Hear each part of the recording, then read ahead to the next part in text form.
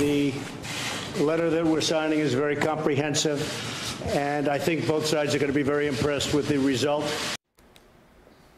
We start with the developing news out of Singapore. President Donald Trump and North Korea's Kim Jong-un meet face-to-face for the first time and sign a document committing to the denuclearization of the Korean Peninsula.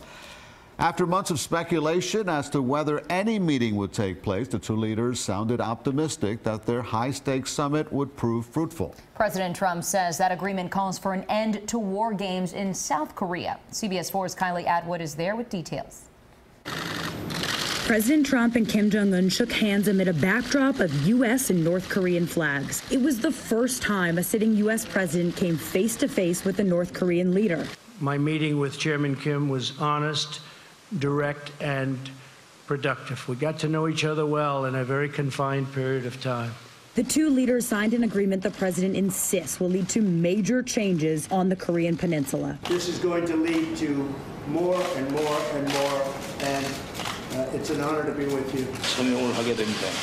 Today, we had a historic meeting and decided to leave the past behind. Earlier, the two men met privately for an hour during a one-on-one meeting. Shortly after, they had an expanded discussion with top-level staff.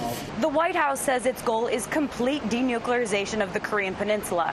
North Korea wants economic relief and security guarantees. Ambassador Joseph Detrani, who was the U.S. Special Envoy for six-party talks with North Korea between 2003 and 2006, says the people Kim brought to the negotiating table show he's serious. He's there with people who know the outside world, certainly know the U.S., and that tells me something else.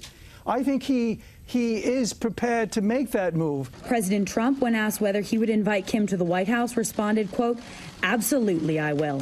Kylie Atwood, CBS News, Singapore.